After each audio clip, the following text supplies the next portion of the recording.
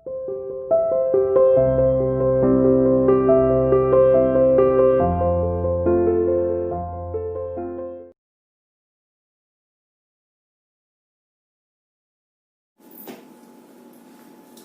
students, today we are going to discuss the numerical portion of this chapter.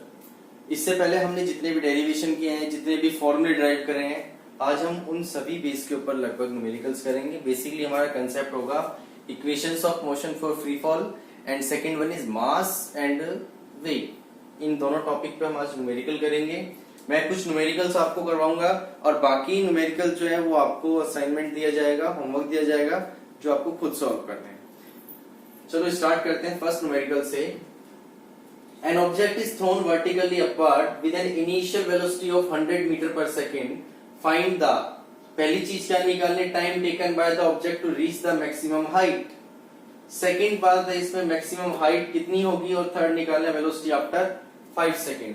मैंने आपको उस दिन कुछ पॉइंट्स बताए थे कि जब भी हम किसी ऑब्जेक्ट को अपवर्ड डायरेक्शन में फेंकते हैं तो मैक्सिमम हाइट पर उसकी फाइनल वेलोसिटी क्या हो जाती है जी, 0. क्लियर. जब हम उसको अर्थ की ग्रेविटी से अगेंस्ट फेंक रहे हैं तो उस कंडीशन के अंदर जो जी की वैल्यू है उसको क्या लेंगे, नेगेटिव. और थर्ड केस था अगर हम किसी ऑब्जेक्ट को किसी हाइट पे से नीचे ड्रॉप करवा रहे हैं तो उस कंडीशन में उसकी इनिशियल वेलोसिटी 0 होती है और वहां पर जी की वैल्यू क्या लेते हैं हम, पॉजिटिव, जब कोई ऑब्जेक्ट नीचे की तरफ आता है. तो इस कंडीशन में क्या है, क्वेश्चन के अंदर एक मेरे पास ये ऑब्जेक्ट है, मैं इसको ऊपर की तरफ फेंक रहा हूं. ठीक है. अब जिस वेलोसिटी के साथ फेंक रहा हूं वो दे रखी है इसके अंदर हमें 100 मीटर पर सेकेंड. ठीक है जी.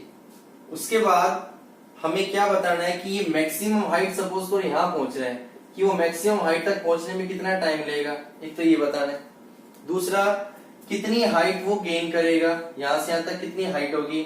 और तीसरा 5 सेकेंड के बाद उसकी फाइनल वेलोसिटी क्या होगी. Here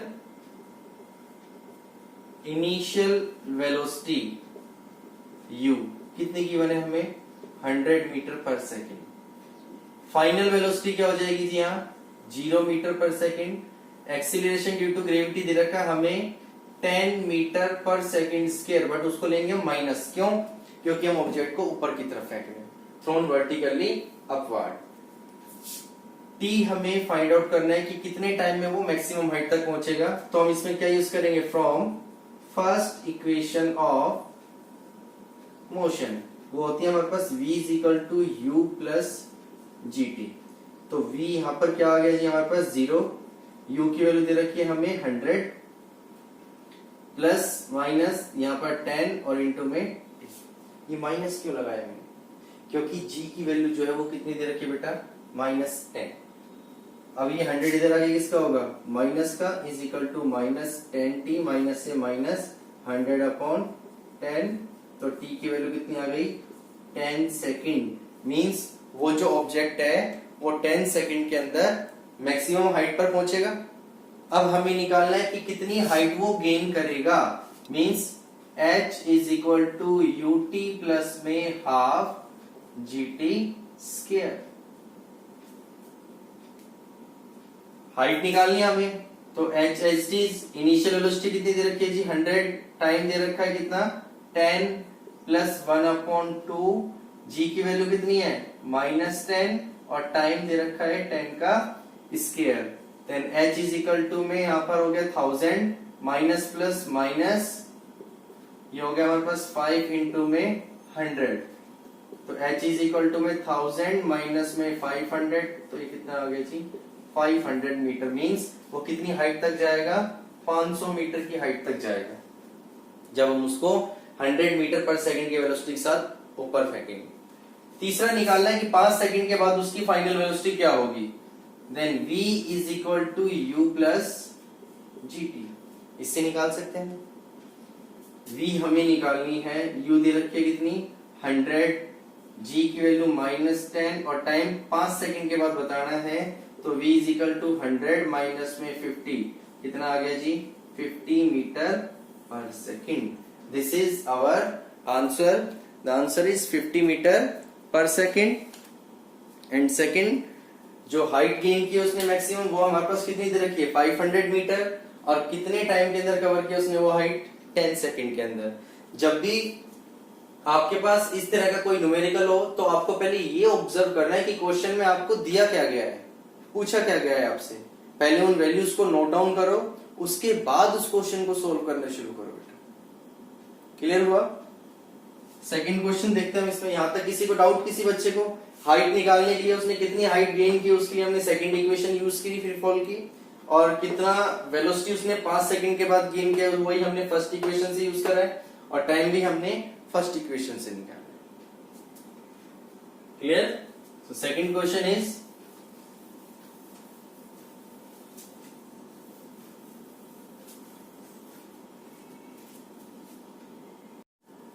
so our next question is a stone is released from the top of a tower of height 19.6 meter means ये हमारे पास एक टावर है जिसकी हाइट हमें गिवन है बच्चे 19.6 मीटर। ठीक है जी। एक स्टोन है हमारे पास, हम उस स्टोन को इस टावर से नीचे फेंकते हैं। क्लियर? क्वेश्चन क्या है हमारा? Calculate its final velocity just after touching the ground means जब ये स्टोन इस ग्राउंड को टच करेगा तो उसकी फाइनल वेलोसिटी क्या होगी, क्योंकि किसी न किसी वेलोसिटी के साथ तो टच करेगा, तो वो वेलोसिटी हमें फाइंड आउट करनी है। अब एक जो डायग्राम मैंने आपको बनाया है इसको समझाने के लिए, इससे एक बात तो हमारी क्लियर हो गई कि हम एक ऑब्जेक्ट को किसी हाइट से ड्रॉप करवा रहे हैं, तो कौन सी वैल्यू जीरो होगी जी? Initial velocity means initial velocity of this stone is 0 metre per second. G की वैल्यू हमें क्वेश्चन में गिवन नहीं है तो हमेशा क्या लेंगे जी? 9.8 मीटर पर सेकेंड स्क्वायर। अगर हमें क्वेश्चन में वैल्यू गिवन नहीं है तो अब जब हम उस ऑब्जेक्ट को डाउनवर्ड डायरेक्शन में फेंक रहे हैं तो ऑब्वियसली बात है जी की वैल्यू क्या होगी? पॉजिटिव। हाइट हमें गिवन है बेटा 19.6 मीटर। हमें निकालनी क्या है?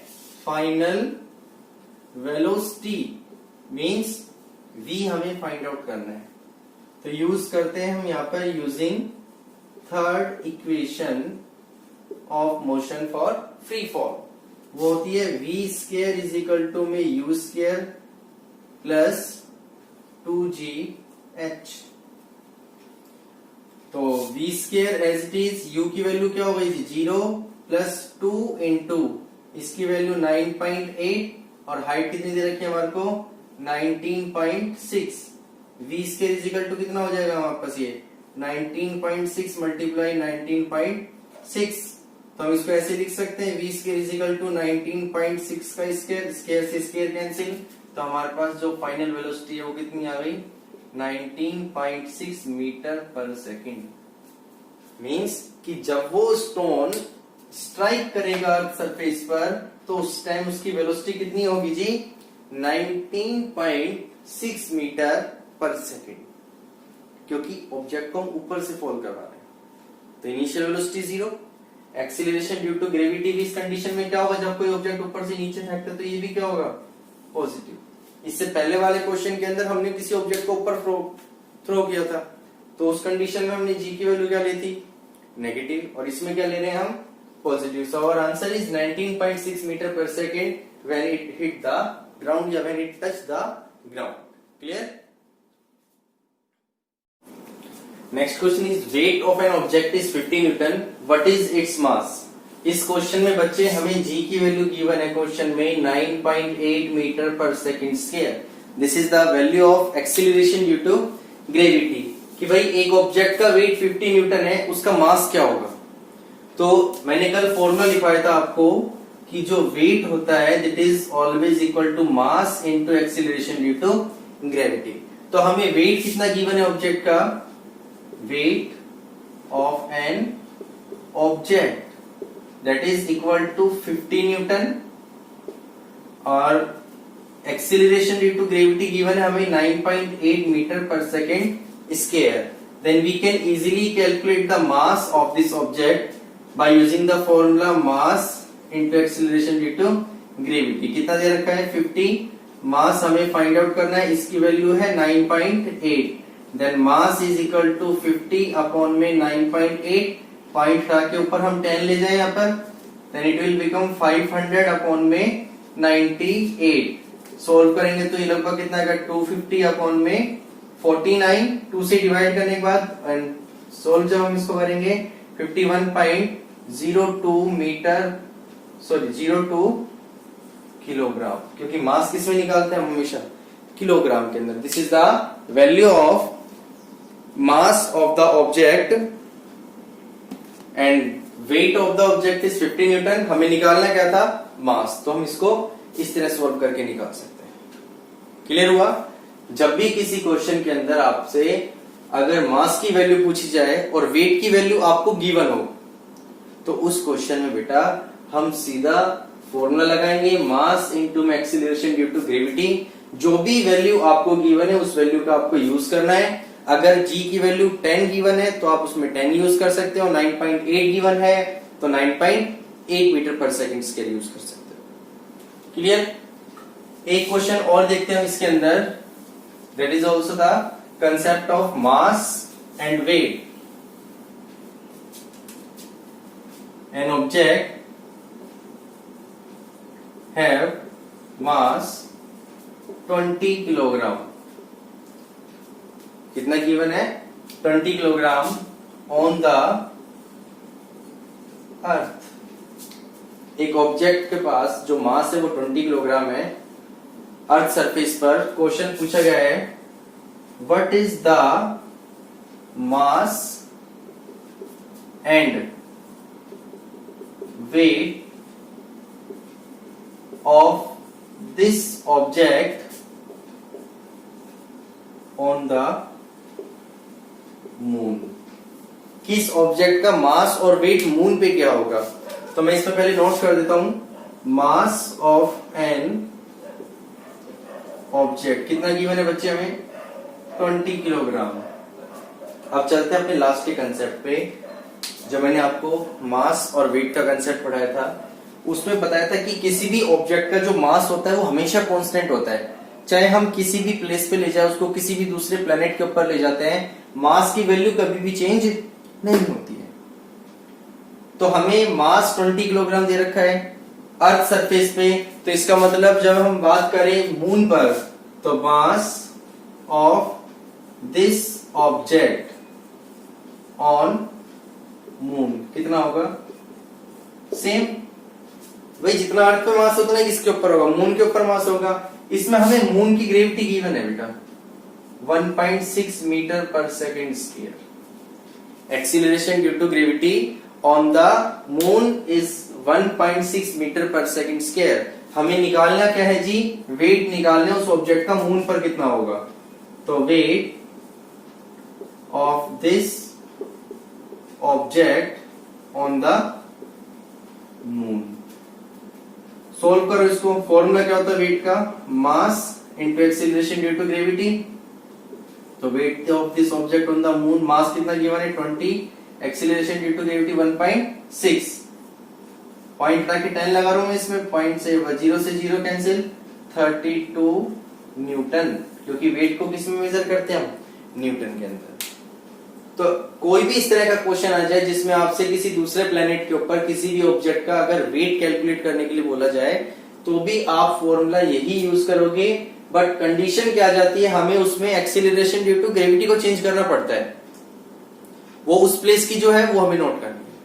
अब देखो हम अर्थ सरफेस पे अलग अलग क्यों नहीं लेते एक्सीलरेशन ड्यू टू ग्रेविटी? क्योंकि सरफेस के ऊपर एक पर्टिकुलर प्लेस पे जो एक्सीलरेशन ड्यू टू ग्रेविटी की वैल्यू होती है वो हमेशा सेम होती है। अब वो डिपेंड करता है मास पे। अगर मास वेरी हो रहा है तो value of weight is also very, क्योंकि एक्सीलरेशन ड्यू टू ग्रेविटी जो है वो हमेशा सेम होती है एक पर्टिकुलर प्लेस के ऊपर। क्लियर? तो इन्हीं कंसेप्ट का यूज करके आपके पास जो भी बुक है उसमें mass and weight and acceleration जो equations of motion for free fall, इस पे जितने भी न्यूमेरिकल्स हैं वो आपको सोल्व करने हैं। बाकी मैं भी आपको होमवर्क दूंगा जिसमें न्यूमेरिकल्स होंगे और वो आपको सोल्व करने पड़ेंगे। क्लियर?